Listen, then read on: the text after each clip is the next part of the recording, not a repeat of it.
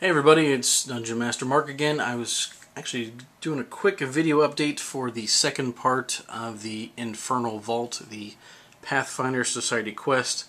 I've had about 5 or 6 emails actually the last couple weeks wanting to know when I was going to post the next video, so I figured I'd go ahead and give you guys a sneak peek. Now, the group I'm going to be GMing is actually not going to get to play this until 2 more weeks, so we actually have a game tonight. But we're not going to get to play this yet, so they've still got a couple more weeks. I've got a couple last final touches I'm going to put on this, but I'll go ahead and go over this with you real quick. This is the last scene there, is what you're seeing there now, which that's going to be the library, and then the crypt area, and then the steps going up, which real quick I'll show you what I decided to do. Now, for the actual map, it shows the long hallway with all the traps. So it was 14 squares wide, and it's really, really narrow. So what I did was I actually made just a long skinny hallway, which I didn't realize just how ridiculously long 14 squares of 5 foot each would be until you laid them all out, and that is ridiculously long. So that just gives you an idea of the long hallway there. I decided not to put walls on it because once I put walls on it, it was kind of just, I mean, you really couldn't hardly see any of the characters or anything, so we'll just make sure we describe that real quick where the traps are. And you can't really see it, but there's actually a little spots where I made my own little indentation the characters probably won't notice for the traps.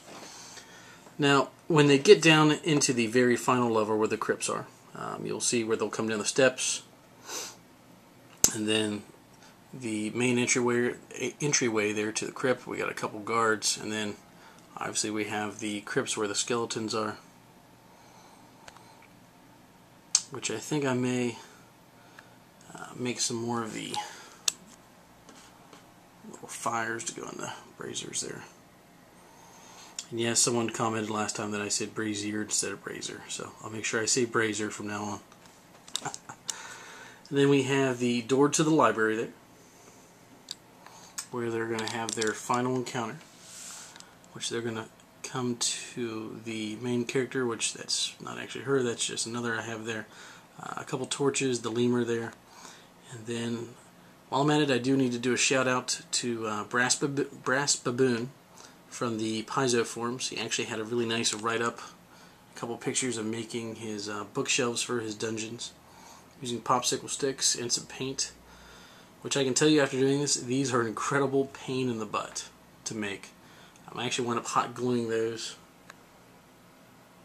just so I can get them so they were kind of on there correctly. And I put a little table, wasn't really on the map, but a little bit of treasure, because every adventure needs a little bit of treasure. But thanks to Brassbababoon for the idea there for the bookshelves. I tried using some of my Hearst Arts molds for the wooden planks to do those, and they just didn't quite turn out the way I wanted them to. But actually those turned out fairly well. You can see the height of them. It was actually really nice. So next step, I'm going to try to make some small little rows of books to put on the shelves there in the next couple days, and try to get those painted up a little more and highlighted.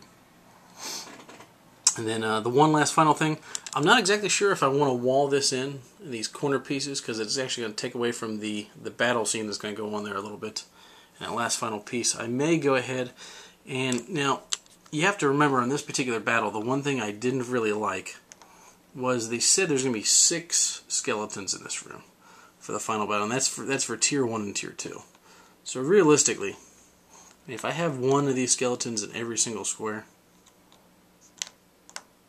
just to give you an idea. Now that's without the party members in the room, and you could have, Pathfinder Society, you could have 7 party members in a room.